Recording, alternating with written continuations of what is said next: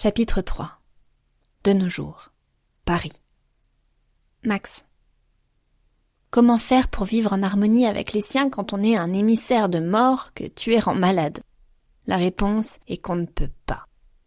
On se retrouve renié par les siens, pour qui ne pas assassiner est une hérésie, autant que le fait d'ôter la vie d'un être normalement bien portant l'est pour moi.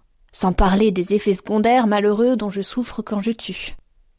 Je suis une erreur aux yeux des miens, car selon le code Thanatos, les charrons doivent collecter l'énergie de mort s'ils ne veulent pas eux-mêmes perdre le pouvoir et leur vie.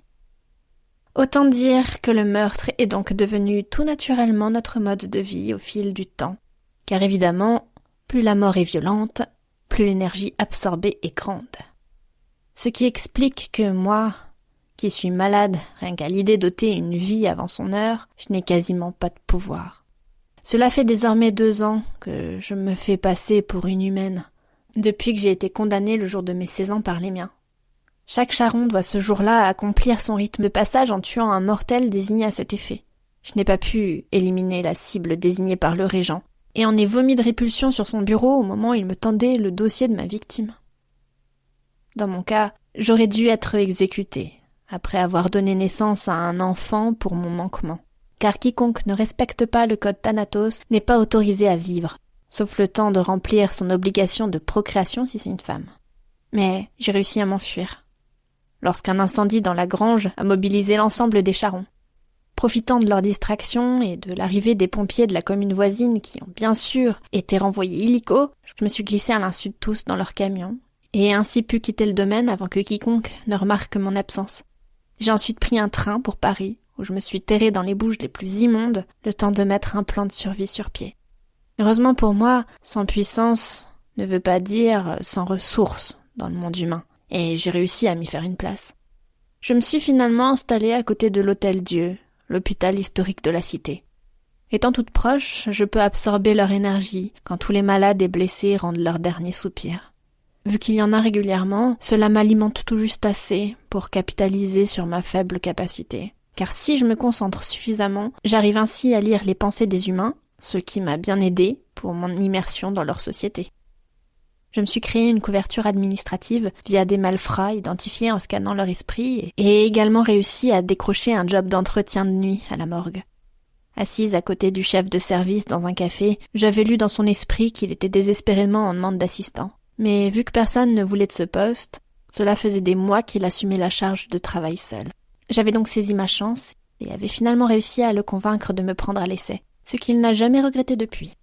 À défaut d'être une tueuse à gages, implacable, comme le veut notre code Thanatos, je suis à la place devenue un ange de la mort, comme disent les humains, en accompagnant les personnes qui appellent leur délivrance dans leur lit d'hôpital.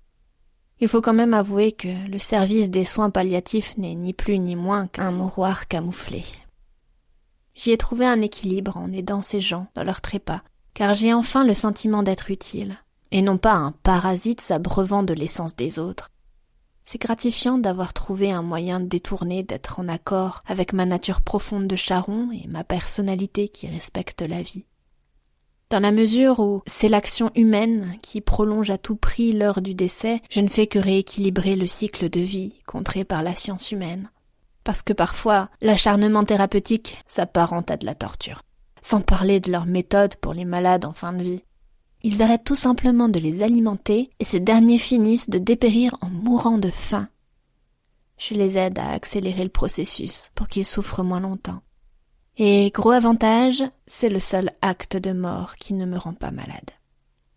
Bref, ce système qui me permet de survivre est une découverte plaisante. Ma seule consolation, à vrai dire, dans mon exil par ailleurs très solitaire. J'ai bien quelques relations conviviales avec des commerçants du quartier, mais avec le temps, ma capacité à lire les pensées des humains qui m'entourent s'est beaucoup développée, au point d'en devenir handicapant pour moi. J'ai donc besoin de calme après ma nuit de travail pour ne pas devenir cinglée, parce que les gens pensent tout le temps, et c'est épuisant d'avoir autant de monde dans sa tête. Cela me demande un effort permanent pour ne pas me laisser submerger lorsque j'ai absorbé de l'énergie, aussi infime soit-elle. Sans doute parce qu'au départ, j'avais tellement besoin d'apprendre d'eux que mon pouvoir s'est focalisé sur ce point, à en devenir un réflexe automatique. Pour continuer à écouter ce livre audio gratuitement, cliquez sur le lien dans la description et vous pourrez l'écouter en entier sans frais grâce à l'essai de 30 jours d'Audible.